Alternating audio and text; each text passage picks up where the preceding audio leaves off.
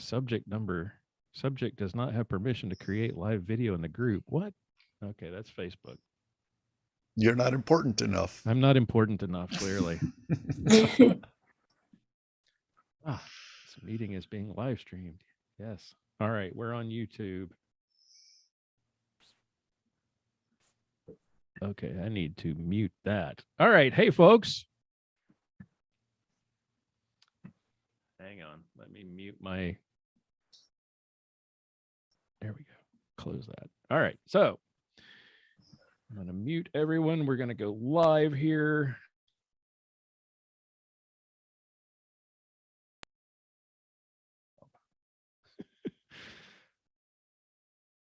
All right. Hey, folks. Welcome to another episode of Armed Lutheran Radio, a show about guns, hunting, competitive shooting, the natural right of self-defense, and what God's word says about the issues surrounding gun rights and gun ownership. I am your host, Lloyd Bailey, the Armed Lutheran, and this is episode number, for those of you who are listening to the show on audio, this is episode number 303. It's our first online hangout of 2022. For those of you watching live, welcome aboard. Thank you for joining us. For those who are listening to the audio version, welcome to you as well. And thank you for making Armed Lutheran Radio a part of your week again this week. Before we begin, as always, I want to do a quick shout out and a thank you to everyone who makes this show possible. Some of whom you're going to meet tonight, the members of the Reformation Gun Club. This week, special thanks and a shout out to Brad from Hartford, Wisconsin, the Disreputable Bartlett, whom I'm still not sure why he's so disreputable, Marc from St. Paul, Minnesota, Daniel from Chehalis, Washington, Dallas from Severance, Colorado, Dan from Indian Trail, North Carolina, Kenneth from Sugar Land, Texas, and Dan from Enumclaw, Washington, whom you are going to see tonight. As I mention every week, Armed Lutheran Radio is listener funded. And that means we have no advertising, we have no sponsors. We rely on the fine folks like Dan to help us keep the lights on. And if you would like to find out more and read about all the benefits, the hundreds of hours of exclusive content that are available for members, check out armedlutheran.us/gun club for all the details, or look for a link in the show notes for this or any of our previous episodes. Welcome aboard to all of our, let me see, ask to unmute. We're trying something a little different. We are using Zoom this time instead of StreamYard, just trying to see what all the benefits of this fine software are. Pastor Bennett and I use it regularly to do our Clinging to God and Guns segments. Welcome to all of you, and thank you all for being here. Thank you. Glad to be here. It's good to be here. Mia Anstein is back. We haven't seen her in ages. She has internet, reliable internet for a change. Yeah, I'm kind of afraid to talk because usually when I talk, it like blips out and I disappear. You get stuck with some weird look on your face, and yeah, I totally understand. All right, well, it's great to have you guys with us tonight. Before we get into anything meaty or weighty to discuss, let's go around the table and just catch up. Pastor, what have you been up to since we heard from you last? Well, today was the last day of the basketball season. Thanks be to God. Between my wife and I and 3 kids on 3 different teams, I think we've been to at least 50 games from November, December, January, February. So yeah, been busy. Busy. We're in the middle of volleyball season, so I'm starting to kind of feel your pain. Although you've got kids in 2 different leagues in different places, don't you? My oldest daughter, she's in high school, and makes me feel old because she also got her permit and been taking her driving. And so far, mailboxes have not perished, and I'm still alive. So thanks be to God. Yes. And then the other 2 are in elementary school, and their game schedule isn't quite as crazy, but when all 3 of them have different practice schedules, and in high school, it's every single day there's either a game or practice. Yeah. I hear you. All right. And Lent starts Wednesdays, so out of the frying pan into the fryer, I guess. Yep, your 1 day a week schedule ends now. Yeah, that whole working 1 day a week thing, I guess I could work too. We're going to save Mia for last because we have not caught up with her in a while, and Dan is on the screen here. So Dan, what have you been up to? Just enjoying life out here in Washington. I'm watching all of the new gun ban, magazine ban, all the gun grabber stuff that's going on out here. It's gotten to the point where it's getting silly, and so we'll see what happens. Hopefully it doesn't get too much worse. Hopefully November elections will change some things. Any chance of that changes in Washington in November? In Washington? Yeah, or Washington State, or is it just so entrenched that, is it kind of like California where you're never going to get rid of them? I don't think you're allowed to vote for anybody but the Democratic runner. I try to, but it never seems to matter. Well, if you're dead, then yeah, they get to decide who you vote for. So right.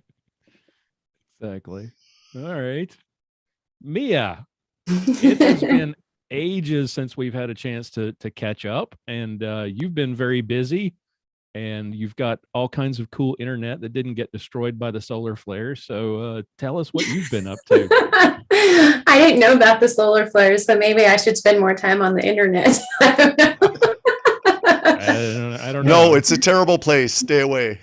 Actually, I've been trying to stay away from the internet. For me, it's been a stressful whole year. I don't even remember the last time I visited with you guys, but we ended up buying a second ranch, and we moved to this new place. It's only 5 minutes away from the other place.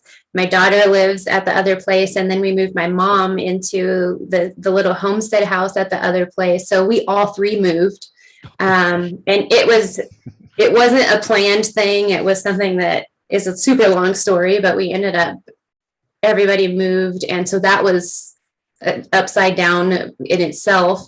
Then we've had, as I said on the last episode on my segment, my husband, he's had some health issues. And so that has kind of turned me upside down because he's not able to drive right now. And so it's like my whole schedule and his whole schedule have been merged. And it's like, oh my gosh, we've learned to kind of check in every evening. And it's like, okay, what's on your schedule tomorrow? And what can we do? What can we not do? That kind of stuff. And so tomorrow we're super excited to go and try to call some coyotes or bobcats because I've been checking game cameras this week and it's the last weekend of season, and I'm like finally going to get out there. But I've been super busy with a lot of legislative stuff. So you talking about the gun magazine bans and stuff like that.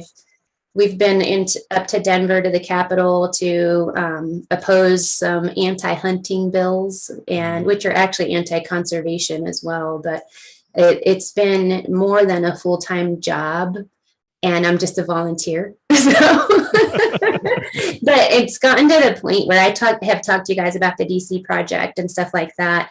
It's gotten to the point where everything is coming from every direction, like the standard capacity magazine ban, and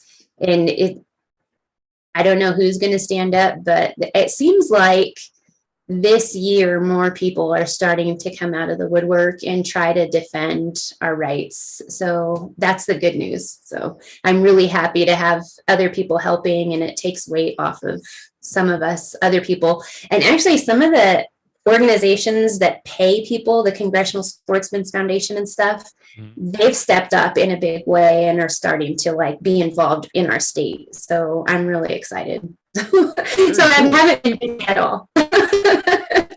maybe reading the congressional tea leaves as we head into the November elections and figuring we're going to have an opportunity to make some big changes next year, perhaps. I think so. And I hope so too. All right, I'm gonna. Oh, there we go. Gallery. I like that. All right. So, speaking of the Second Amendment, we're seeing what the founders had in mind in real time in Ukraine. where the government is passing out to anyone who will accept them fully automatic firearms to help defend the country. Before we dig into any more detail on it, just you guys, let's go around the table. Your thoughts on what we saw happen. It just started 2 days ago, right? So your thoughts on how it started and how we got here, and what do you see happening next, Pastor? I saw a heartbreaking video that somebody had shared on Facebook today of a father telling his little girl goodbye as he put her on a bus to send her off to safety while he was to stay and fight. And contrast that with that witch Joy Behar talking about how this conflict might inconvenience her so that she can't go on her vacation to Italy. Mm-hmm. I think that tells you in just a snapshot the problem in our country with the politicians and the elitists in the entertainment industry, that it's the not in my backyard mentality, that well, it's not affecting me, so why do I care? And it's like, well, one person is starting to care just because she can't go on vacation, possibly, although she clearly doesn't know much about the geography of Europe, that what's happening in Ukraine. They can't even hear the explosions from Italy, so I think you're going to be okay. But it's just what I wouldn't give for some mean tweets instead right now. Yes. It's we see firsthand the human suffering that results when you have feckless, and the word leaders isn't even applicable right now, but when you have feckless residents taking up space and wasting oxygen in the White House. It's the reason why this didn't happen with Trump is because he was so unpredictable. There was an article that came out, I think it was just yesterday, where reportedly he had conversations with Putin that said, you screw with us, that we're going to decimate Moscow. He was so unpredictable. No one wanted to, screw with the U.S. and find out what he would do. Yeah. But, it's, I wonder if anybody's asked, Biden, if this is a little bit more than a minor incursion that he said was perfectly fine. Yeah, I think it's a little more than that at this point. Mia, your thoughts on what we've seen in the news? It's really, to me, it's pretty mind-blowing. Just today, people have been sending me a lot of information about, like you said, that they're handing out firearms to their citizens in Ukraine.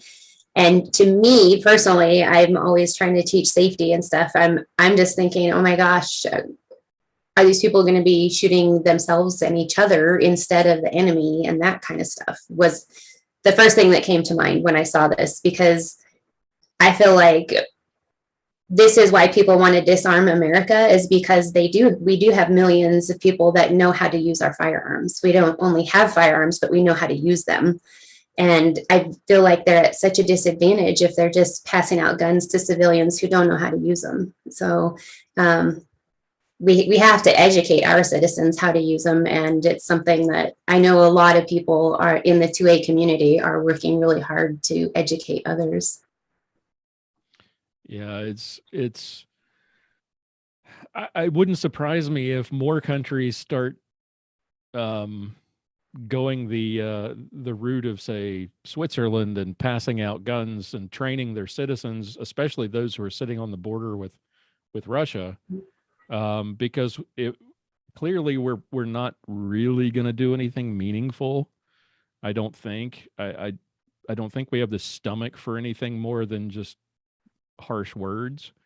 So if I'm the leader of of a country that borders Russia, and we're not cozy with Russian, and we're more cozy with the West, I would start seriously thinking about hoarding weapons and training my citizens in their use.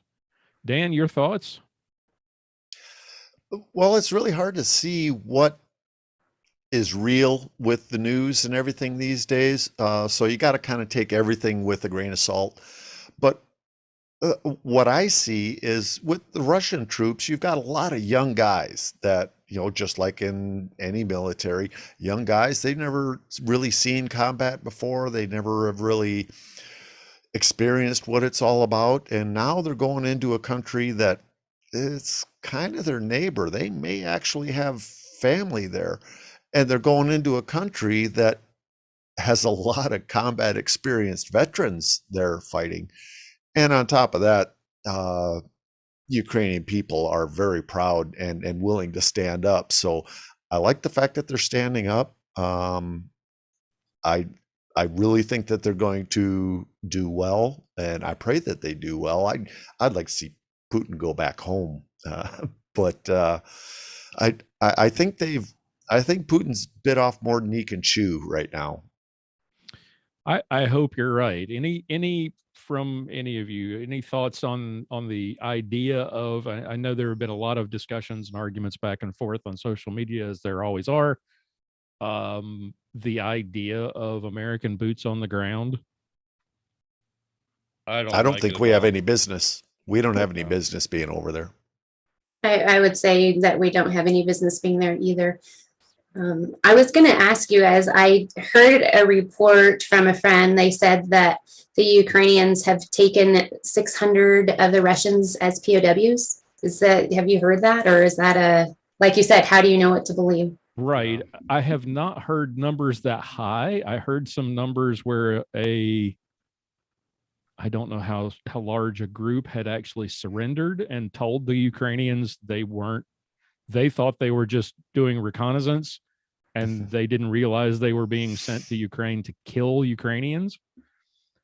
I wonder how many, especially if the Ukrainians do what Dan was talking about and kind of bloody the Russians' nose, how long before Russian troops decide, I'm not really willing to die to kill my brothers so that Vladimir Putin can enrich himself further?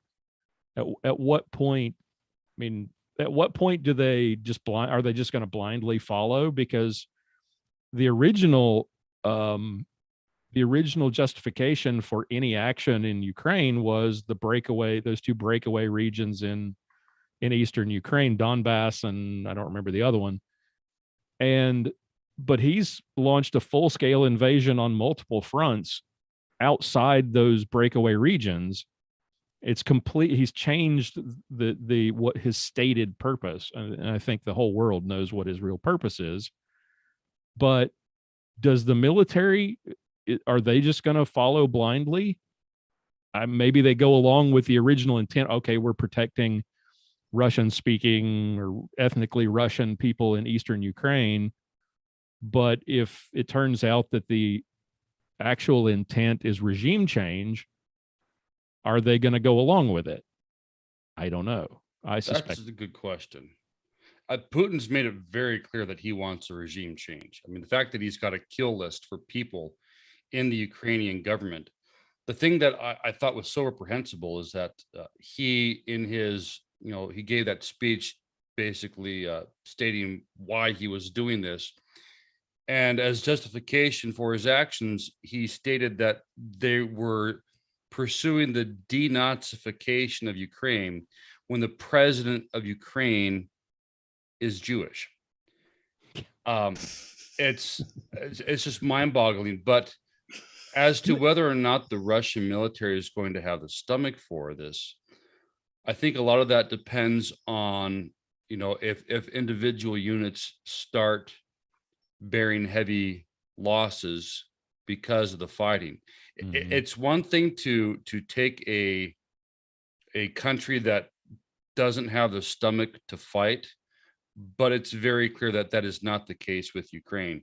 When you have the president instructing the citizens over Twitter how to make Molotov cocktails to use as improvised weapons against these invaders. Mm-hmm. It's pretty clear that they have the stomach to fight to the last man. For your average Russian, 18, 19-year-old enlistee in the military. And I don't know if Russia has if it's required service. I wouldn't surprise me if it was. It's a conscript army. Yeah. So it's required service. How many of these guys are gonna, I wouldn't be surprised if you saw entire units just marching up to the Ukrainians and saying, "Hey, we don't want to die." Yeah. Makes you wonder how many of these would even defect and say, "Hey, we don't feel like killing women and children." Yeah. And we've got 7 years of stories of Ukrainians volunteering to go out to the front, leaving their lives and their families behind, being willing to go out and fight, not because they were ordered to, but because they want to defend their country. So I think there's a very different attitude. I mean, we saw 2013, 2014, when the riots happened in the square in Kiev. And a little aside, why do all the media now call it Kyiv? What is going on? I don't know. For the same reason that they would say Pakistan. Yes, that's what I was trying to remember. Obama said Pakistan, and everybody in the media started saying Pakistan after that, except for the Pakistanians. Yeah, when you go to a restaurant and order chicken Kiev, you don't say chicken Kyiv. The waiter will look at you very strangely. Yes. But you remember was it 2013, right? When 2014. Yep. When you had the protests and the demonstrations that turned violent because the pro-Russian president basically turned his thugs loose on the demonstrators, and people were still flocking to that square, even knowing that they were being sniped with firearms and they had no guns. People were still going and still fighting and still standing up. I hope the Russians have bit off more than they can chew here. There was a very telling video that came out today with Russian protesters in Moscow being arrested by Russian police for protesting what Putin's doing. It's very clear that he does not have the majority support of his country. That sounds like Canada. Yeah.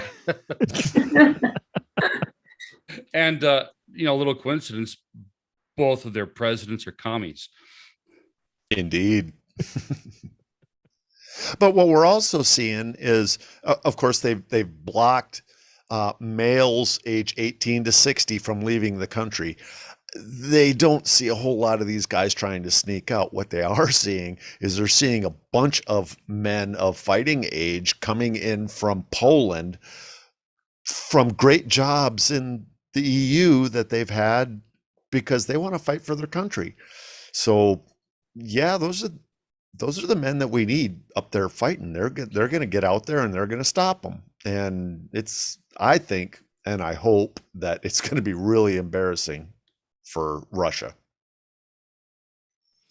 I know we're not going to put boots on the ground, and I don't think we should, but I think we should pour as many weapons into that country as possible and hope that the Ukrainians can bleed Russia white.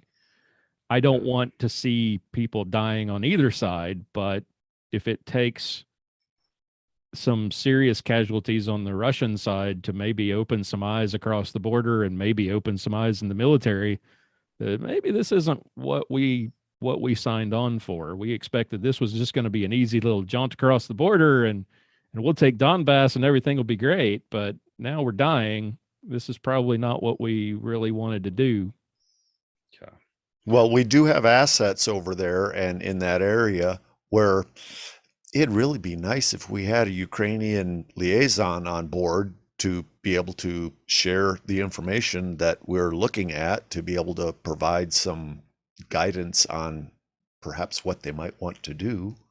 Speaking of sharing information, I saw a story earlier where Biden had actually met with the Chinese trying to share intelligence about what was going on the ground on the Ukrainian border and trying to recruit the Chinese to help dissuade Putin from doing anything stupid. What did the Chinese do with that information? They blew Biden off and they shared the information with Putin. It's like asking the fox to guard the hen house. Yeah. Yep. Well, and that's an interesting point with China. That really is the biggest threat right now, because if China sees this, and right now, what is the West doing? We're doing, useless sanctions that aren't going to mean a bit. If China invades Taiwan, that's where 90% of the world's semiconductors are manufactured. And our defense industry, our technology industry, our automotive industry, all those industries rely on those semiconductors. It's a threat to our national security if China invades Taiwan.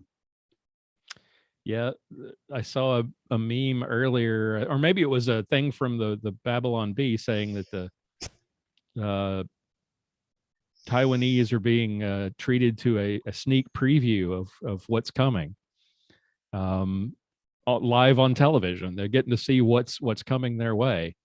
Thoughts on that? How, based on our response to Russia, how long do you think before we see something happen across the straits and a potential attack on Taiwan? You think that'll happen soon? Jump in here, Mia. I'm hoping not, but that's one of the things that I know my husband's been paying attention to every day is what's going on with China and Taiwan. And I thought I had heard a report when changing the channels or something about that they actually were, but apparently not. I don't know. There was something today along those lines where maybe planes had flown into Taiwanese territory. Maybe that's what I saw. They've been doing that for a while. Yeah. Have they? Yeah, they've been kind of rattling sabers and doing that for a while. So I don't know whether today's actions are related, but you can't help but think it's just a kind of a propaganda ploy as a warning to Taiwan. Say, hey, see what's going on across over in Europe. Yeah, this is coming for you. It wouldn't, and their claim on Taiwan is actually stronger than Russia's claim on Ukraine. Yeah. Mm-hmm.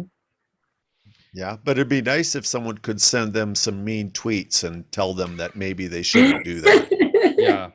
Yeah, that would be nice. Hey, Rob Laird is with us. We have not. Rob usually is lurking about sending us messages, and today he's actually joining us. Let's see if we can get some audio or video or both, preferably both. Video with no audio is never good, unless he would prefer to hang out in the. Oh, here he comes. Now he's connecting.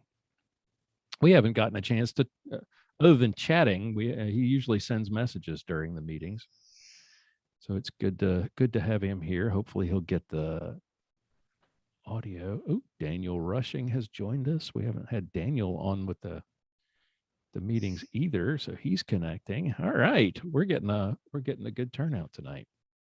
While those guys are working out their issues, there's Daniel. How are you, Daniel? He can't hear me. Or we can't hear him. He's muted.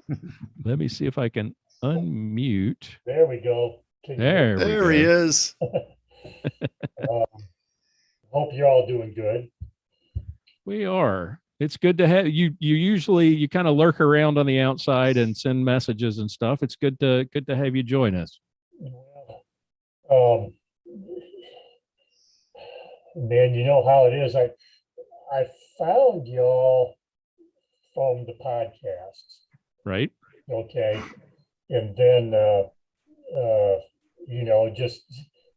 kind of started poking from there, and well, okay, I'll get on the Facebook site, and well, I'll do this and that, Well, we didn't mean to corrupt you by bringing you to social media, but we're glad you're here. And Yeah. Well, it's one of the few. It's one of my small parts of my media footprint. well, we're happy to be.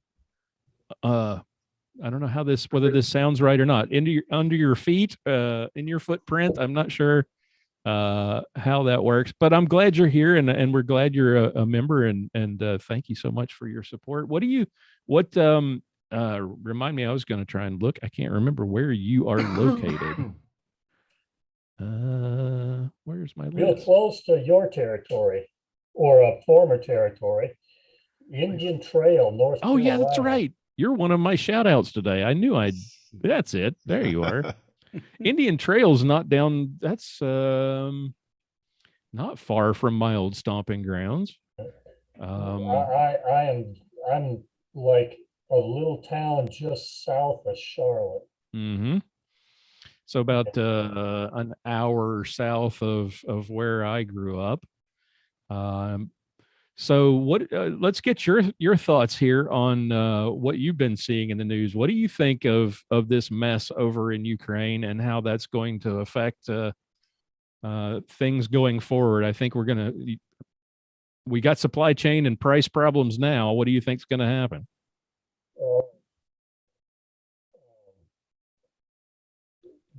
Man, hopefully not too much more. I'm in the construction business. Okay, I'm a commercial construction manager. Right now it's mostly healthcare stuff, Mm-hmm.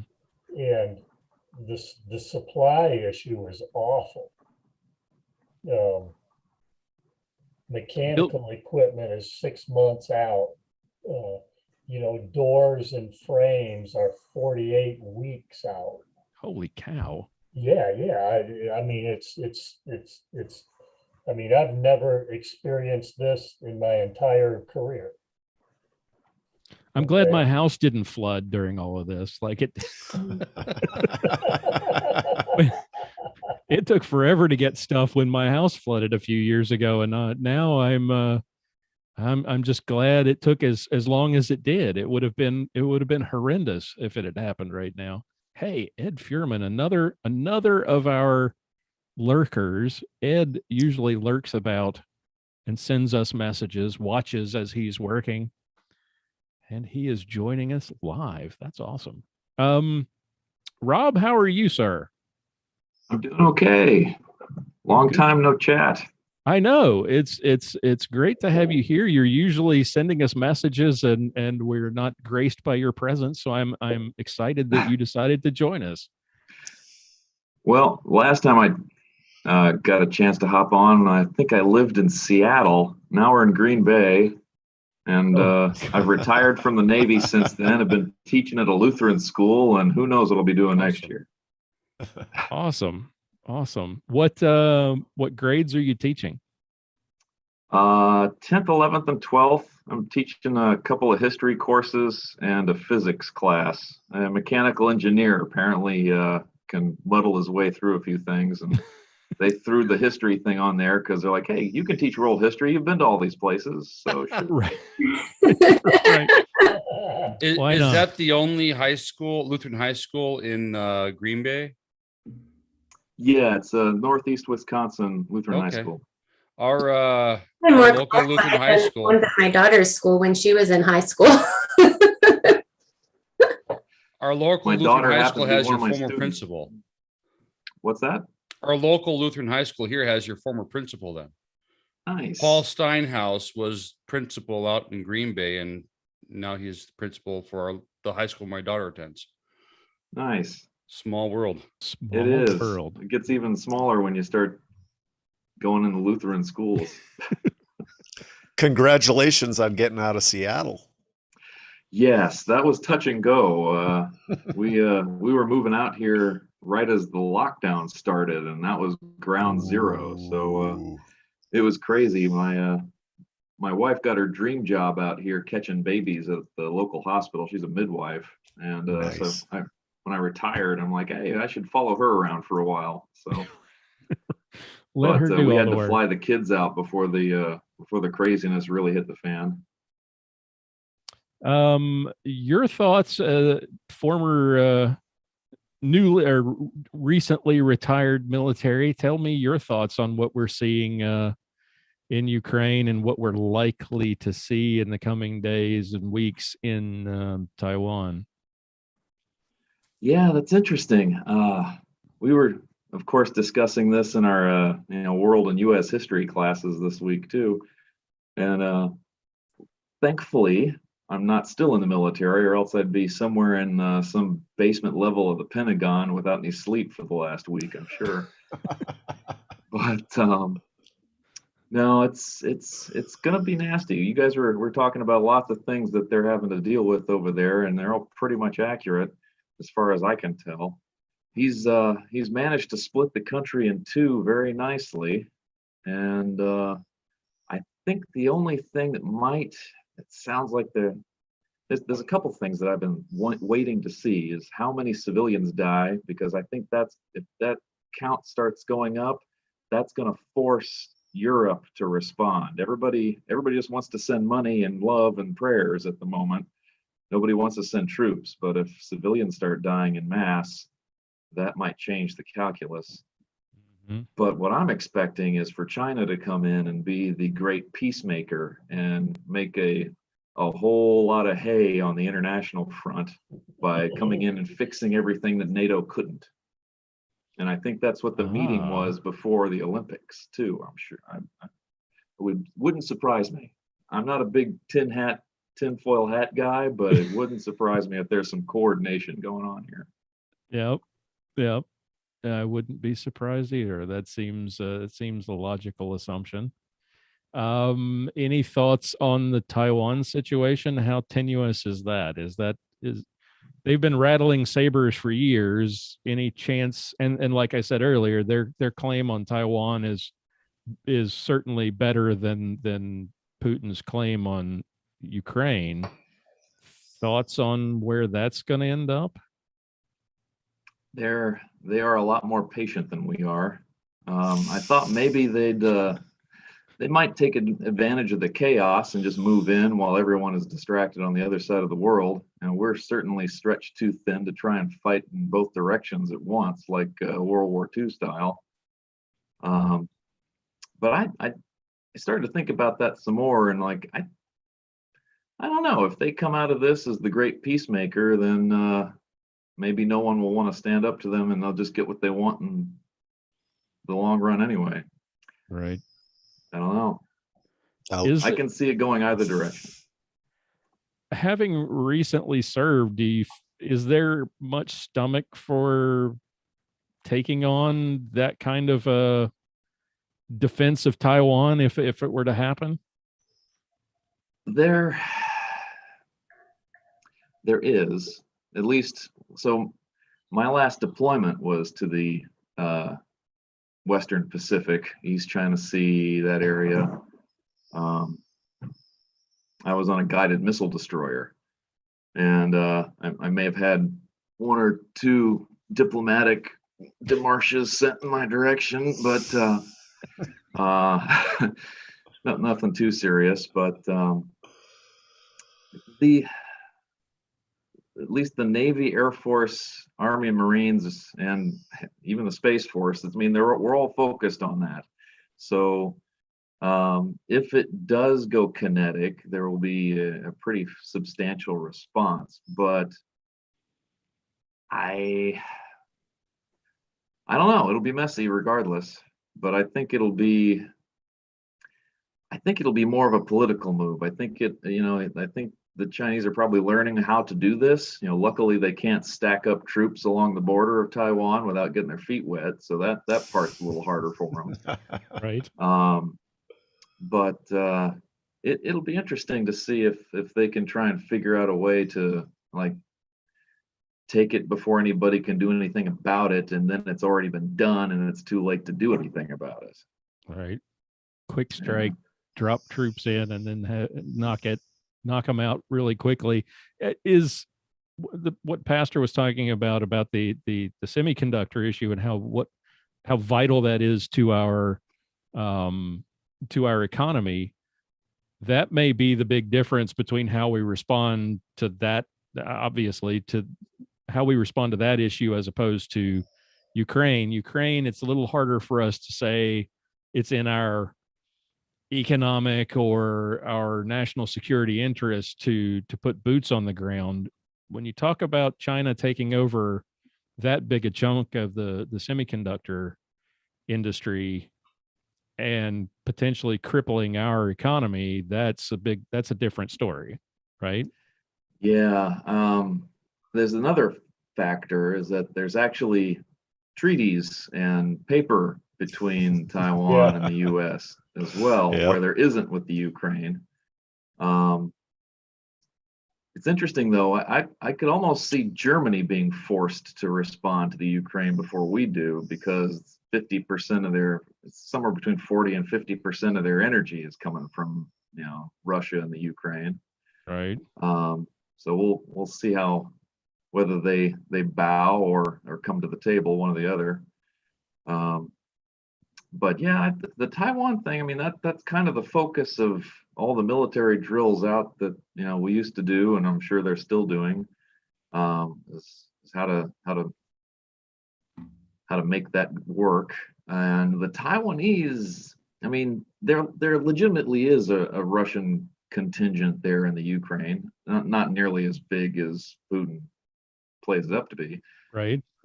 But just about everybody that I know of on Taiwan is not very enthusiastic about becoming communist, especially after seeing what they've been doing to Hong Kong over the last year. Right. That's just a sad story there. Yeah. That seems to be a recurring issue too with the U.S. The way we sort of, and maybe not just the U.S., but the West in general, the way we respond to allies, and our enemies. We with Hong Kong, the British walked out of Hong Kong, turned it over to the Chinese with assurances that they would kind of be hands off. That didn't happen. We, for some reason, thought it was a great idea to turn Afghanistan over to the Taliban because that was supposed to be all great and wonderful. Well, we all know how that turned out. The whole problem with Ukraine goes back to 94 or 95 when we were worried about their nukes getting into the wrong hands. And we said, hey, you just turn those over to us and we'll guarantee your security.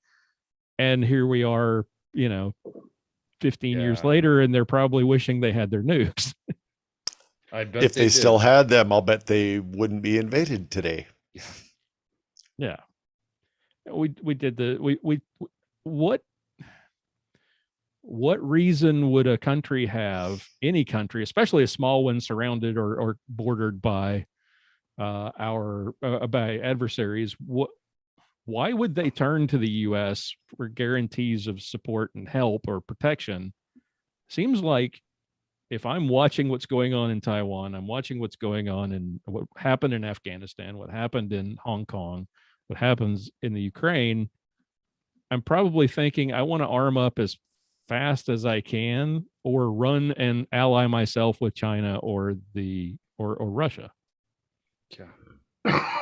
I don't have a good answer for that one. We've used up a lot of our international clout, just kind of whittled it away over the last couple of decades. So, agreed. And that's not aimed at one side or the other. That's right. I mean, that's a Western thing. Yeah. Yep. Yeah. Both sides of both sides of the aisle, both sides of the Atlantic have been,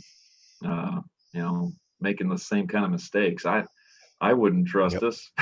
So I'm just glad I worked for the military and not the State Department, because those guys had a lot harder job than we did. A thankless job, yeah.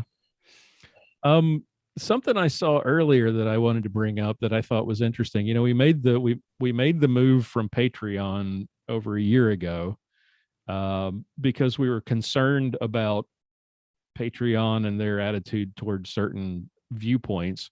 I saw a story today. Get this. They closed the account of a charity that's been collecting money since 2013 that was using the money to send body armor, helmets, and medical kits to Ukraine since 2013.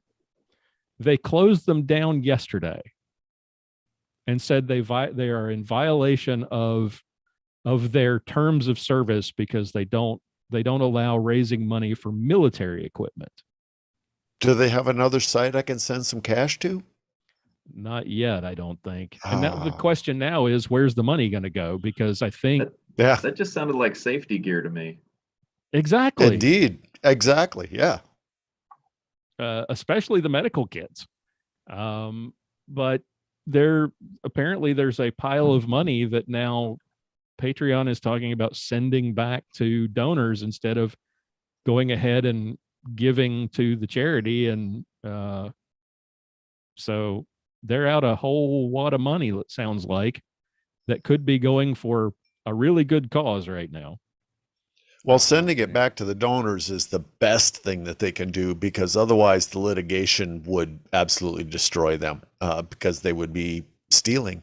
So you send it back to everybody, and hopefully this charity can come up with another option that they'll be able to provide the safety equipment that they've been providing since, for a decade now. Yeah, that was the thing that was amazing. It's not like this just popped up since this whole kerfuffle started a few weeks ago. It's been going since the unrest in 2013. And Ukraine is now, because of Western security assurances, has had to turn to just about anybody and everybody who can carry a gun to defend the country. There was I don't know whether you saw it, any of you fans of Forgotten Weapons? Oh yeah. Oh, On absolutely. YouTube? Yep. Gun Jesus, as they call him, Ian McCullum. Well, Forgotten Weapons has gotten into the publishing business. If you aren't aware, they started something called Head Stamp Publishing, and they published some really interesting books, hardcover, lots of amazing photographs detailing. I think Ian's first book was about the history of French military firearms. I think it's called Chassepot to FAMAS. They did one on the history of British bullpups from the EM2 forward to the L81 or L82. And they did something on Chinese, like little kind of weird craft guns. I think it was called Guns of the Warlords. Well, they decided to get into personal diaries and personal combat memoirs. And they had actually gotten involved with someone who was from Sweden who had gone to fight in Ukraine for one of the militias. And they found out a day later, after announcing it, making this big announcement and talking about how great this new book was going to be and encouraging people to donate, their donations got pulled because the company, the Kickstarter, it wasn't Kickstarter, but one of those companies that helps businesses sort of do their startup funding, decided, no, we're not going to fund that, because turns out the guy who they were working with, his diary, he was involved with kind of a neo-Nazi militia in eastern Ukraine. And Ian McCullum didn't do his due diligence, and he had to come out the very next day and do a kind of a mea culpa and say, hey, didn't realize all this stuff. And he kind of found out because A, he lost all of his funding, and B, a lot of the people who responded to the video were like, I'm not sending you any money for that. Have you seen this? Have you seen this? And so Pastor, to your point about, where Putin was talking about, we're doing this denazification thing. There are some bad actors fighting on the Ukrainian side, but obviously it's a small minority, but the fact that they're out there, Ukraine doesn't have a whole lot of choice, because after the fall of the Soviet Union, their military got drawn down thanks to Western promises of support. Exactly. They don't have much of a, or for a long time, 2013 especially, they didn't have much of a military, and they've had to rely on pretty much anybody who can pick up a gun. And some of those people don't have great associations and backgrounds, but beggars can't be choosers when you want to defend the country. Right. Yeah. If you're going to have a civil war in the United States, would you tell the Hells Angels that they couldn't help you out? I'd be lining up. Yeah, I'd be lining up with the BLM guys and Hells Angels and the KKK if they'll fight to save the country. Right. And you mentioned, Pastor, I'm pointing it the wrong way. Let me see if I can. You're pointing at me on my screen. There we go.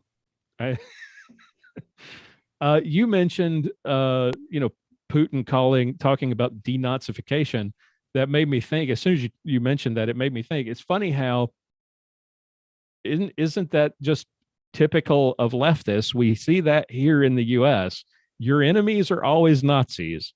And even going right back to Russia, Putin and is doing the exact same thing. If you want to demonize your opposition, you call them a Nazi, and then it's okay to attack them. It's like that meme that's mimicking a children's book that says everybody I don't like is Hitler. Everyone's Hitler. That's right. Yeah. Yeah. But do you have a star on your belly? Because that's the important thing, as Dr. Seuss taught us. Yeah. Yeah. All right. Well, I'm not going to go there. I've got hair on my belly, if it makes any difference. I know too much now. I do. A little more lighthearted. What is everyone drinking tonight? Rob, what are you throwing back there? Oh, this is a Bell Mead Reserve. That sounds good. Dan, what have you got in front of you? Well, I have some Knob Creek Kentucky Rye. I know. Oh, we have two of us. Oh, we have two of us. Reserve Currently, bourbon. some Jack Daniel's Black. All right. Okay, but Ooh, somebody's got a rye. Very nice. earlier this evening, I was on date night. Okay. Ah. And I had a writer's tears was what it was called. Writer's Tears. That's Delicious. a Irish great whiskey. It's an great Irish. name. Oh. Yeah, it's an Irish that's trying to be Scotch. Okay. Trying. Yeah. It's Not succeeding. It's got that peaty finish to it. Okay. Did you like it? Yeah. Oh, it was delicious. I'll have to look it up. Yeah. Writer's Tears. Writer's Tears.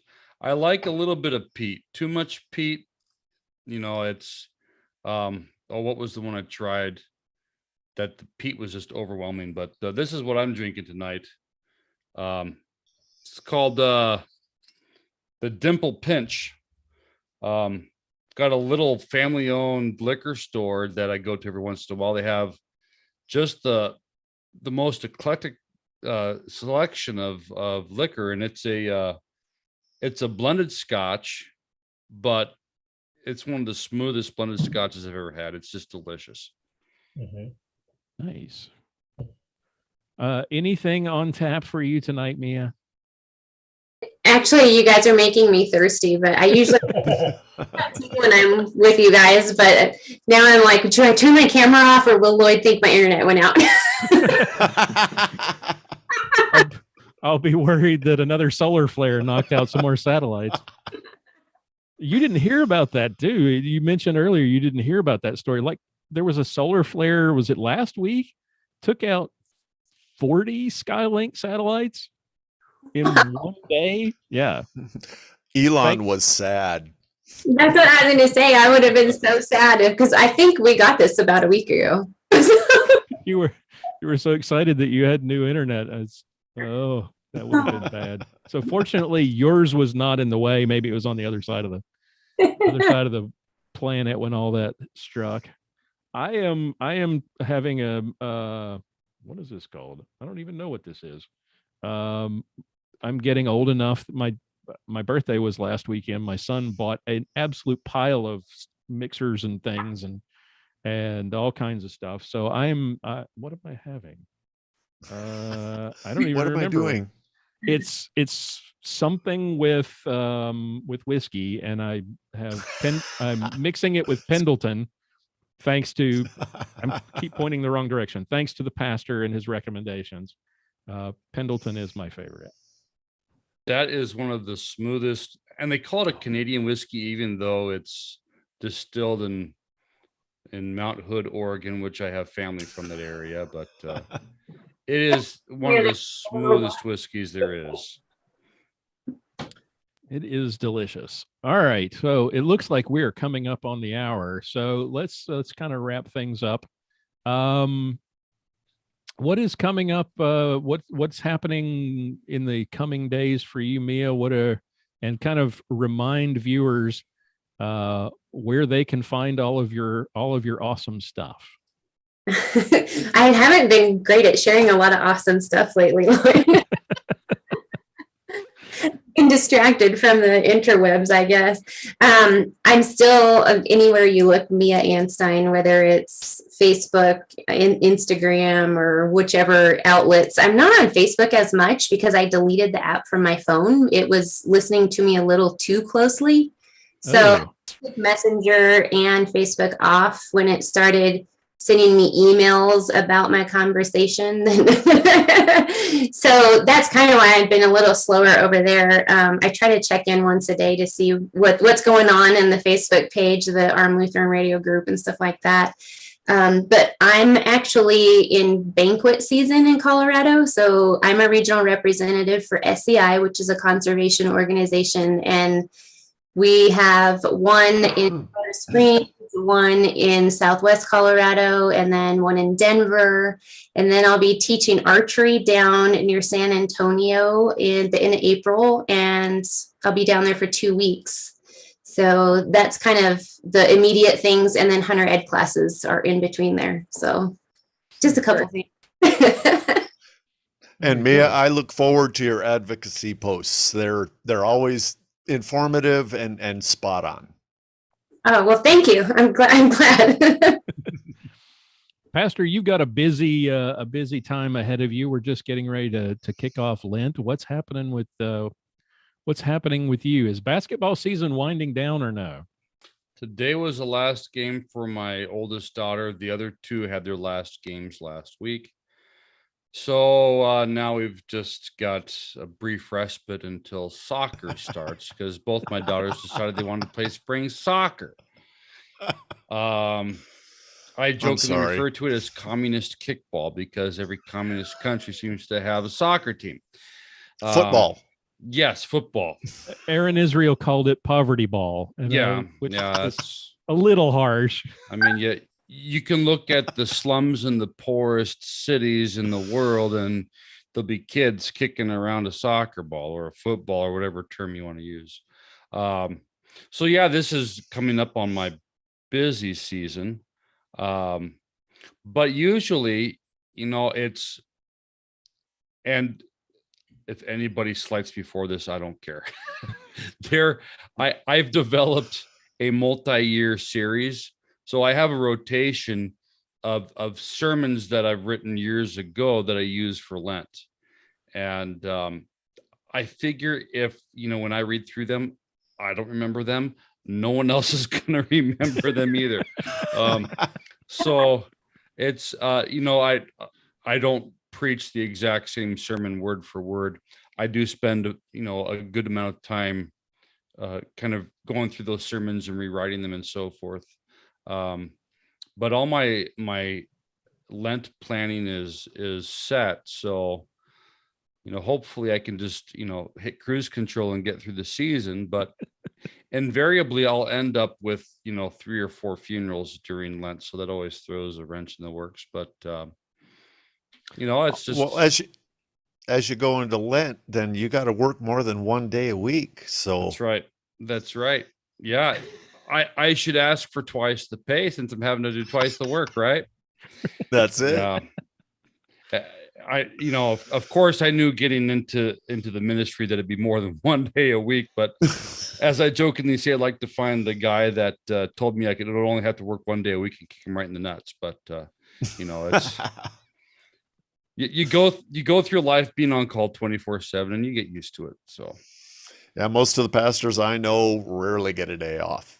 Yeah, ever. It's invariably my days off. I'll end up at least doing a few hours of work. So that's the way it goes. Yep. So are all the sermons, is everything available? Are you still live streaming on Facebook or posting them afterwards? Okay. I watch every Sunday. Oh, you do? I do. Well, thank you, Dan. Yeah, all of our services, and that's one of the blessings of COVID. But before COVID, I would live stream the sermon. But now I do the entire service. And one of the blessings of that is the streaming software I use lets me record simultaneously, and I make DVDs for our shut-ins. That one thing that I never did before. Excellent. That I do now is I've got a number of shut-ins that they don't have internet, so they can't watch the live stream, but they do have DVD players. So I burn DVDs, and on Monday I go and deliver those DVDs. But yeah, cool. You can find the easiest way to find the church's Facebook page is to go to stjohnswillowcreek.org, and that just forwards right to the Facebook page. Perfect. All right. Well, we've got to do a Clinging to God and Guns next week if you're available. Excellent. It's time for another one of those. I think That's we right. have some fun things that we could dig into. Thank you all so much for doing this and for joining in. It's awesome to. It's usually just me and hoping someone shows up, and then Rob and Ed usually pop in and throw a comment at me once in a while. It's wonderful to have all of you here. Occasionally constructive. Yes, yeah. Yes. So thank you so much for taking the time tonight to do this, and for everybody who's watching, for all of you who are listening to the audio version on Sunday, have a great week, and we will talk to you again